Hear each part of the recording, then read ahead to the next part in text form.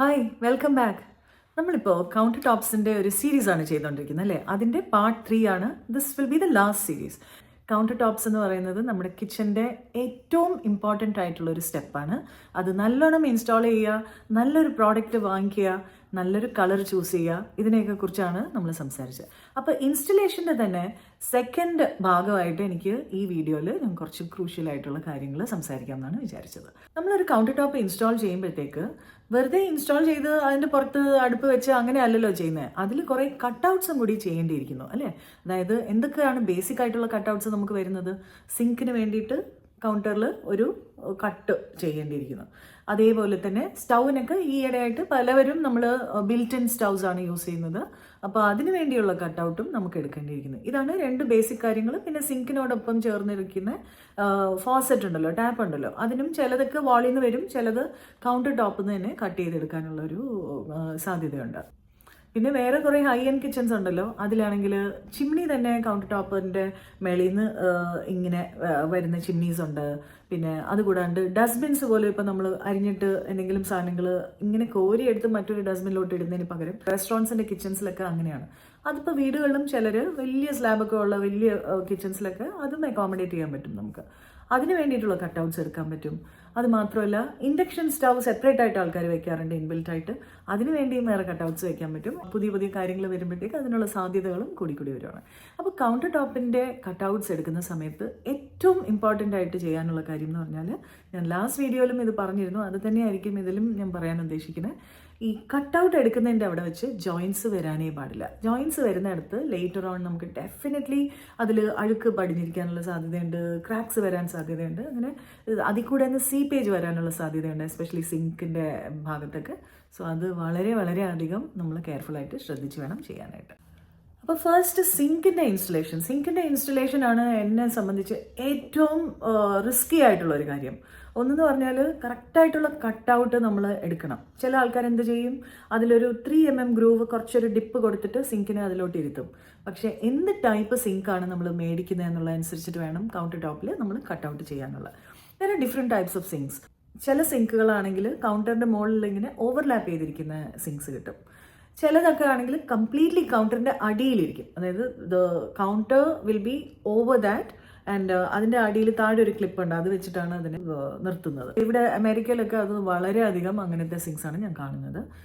അതുകൂടാണ്ട് embed ചെയ്യുന്ന sings ഉണ്ട്. Embed ചെയ്യുക എന്ന് വെച്ചാൽ ഒരേ ലെവലിൽ, അതായത് കൗണ്ടർ ടോപ്പും സിങ്കും സെയിം ലെവലിൽ നിൽക്കണമെങ്കിൽ അപ്പോൾ നമ്മൾ എന്താ ചെയ്യാനുള്ളത്, അതിലൊരു ഗ്രൂവ് എടുക്കണം. അതിൻ്റെ വിളിമ്പിൽ ഒരു ഗ്രൂവ് എടുത്തിട്ട് അതിൻ്റെ അകത്ത് സെയിം ലെവലിൽ നമ്മൾ പതിപ്പിക്കുക ചെയ്യുന്നത്. അങ്ങനെ ചെയ്യുമ്പം നല്ലപോലെ പണി അറിയാമെന്നുള്ള ആൾക്കാരെ കൊണ്ട് മാത്രമേ അത് നീറ്റായിട്ട് ചെയ്യാൻ പറ്റത്തുള്ളൂ.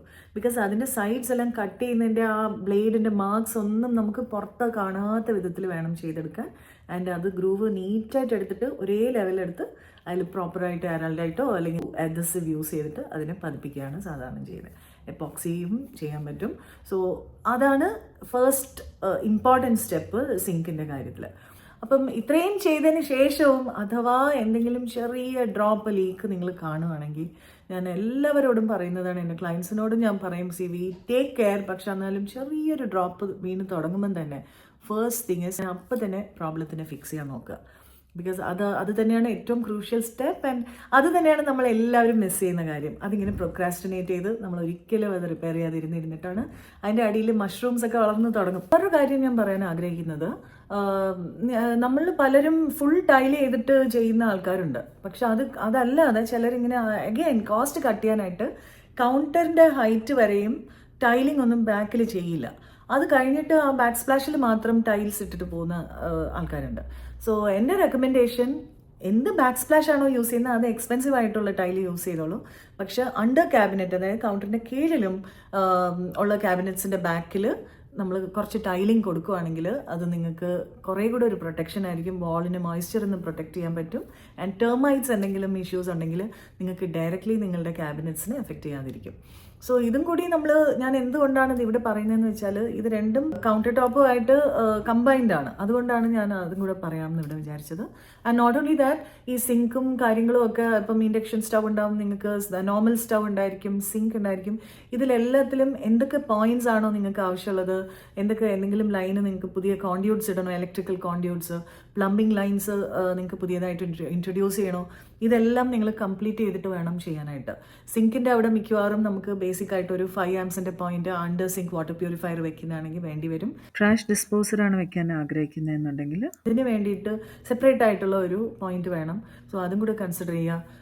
പിന്നെ ഡിഷ് വാഷർ ആവശ്യമുണ്ടെങ്കിൽ ഡിഷ് വാഷറിനുള്ള പോയിന്റ്, അതിൻ്റെ ഇൻലെറ്റ് പൈപ്പ്, ഔട്ട്ലെറ്റ് പൈപ്പ്, സ്റ്റൗവിന് ഒരു 5 ആംസ് പോയിന്റ്, ഇൻഡക്ഷൻ സ്റ്റൗ ആണെങ്കിൽ 15 ആംസ് അല്ലെങ്കിൽ 32 ആംസ്, അത് കമ്പനിക്കാർ എങ്ങനെയാണോ ആവശ്യപ്പെടുന്നത് അതൊക്കെ.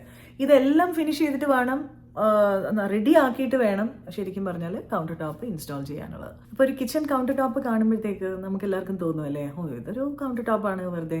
പക്ഷെ അതിൽ ഒരുപാട് കാര്യങ്ങൾ ഇൻവോൾവ് ആണ്. ഫസ്റ്റ് തിങ് എന്താണ്, അതിൻ്റെ സെലക്ഷൻ പ്രോസസ്സ്, അതിൻ്റെ തീം എന്താണ്, അതിൻ്റെ കളർ എന്താണ്, അത് എന്ത് ക്വാളിറ്റിയാണ്, മെറ്റീരിയൽ എന്താണ്, ഇതെല്ലാം നമ്മൾ എന്തുമാത്രം ഹോംവർക്ക് ചെയ്തിട്ടായിരിക്കും അത് സെലക്ട് ചെയ്തിട്ടുണ്ടാവുക അല്ലേ.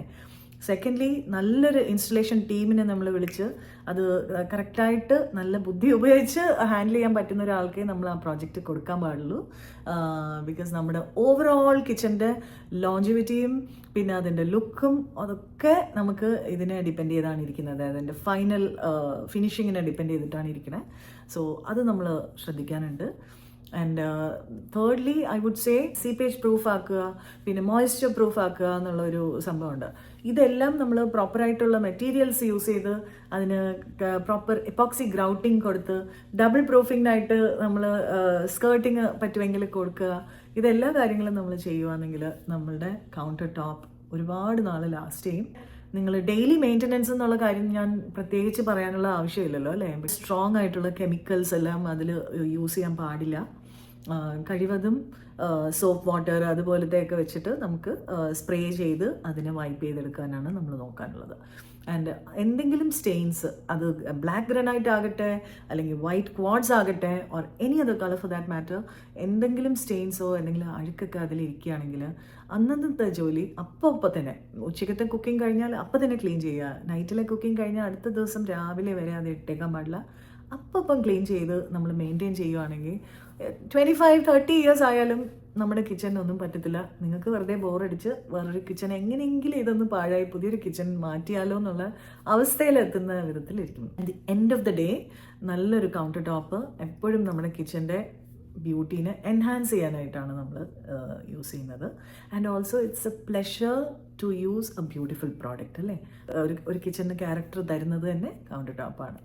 അപ്പോൾ ഈ വീഡിയോ, ഈ 3 പാർട്ടും നിങ്ങൾക്ക് യൂസ്ഫുൾ ആയിരിക്കും എന്ന് ഞാൻ വിശ്വസിക്കുന്നു. ഇത് ലൈക്ക് ചെയ്യണം, ഷെയർ ചെയ്യണം, സബ്സ്ക്രൈബ് ചെയ്യണം. സോ അപ്പോൾ thanks for watching my videos. By.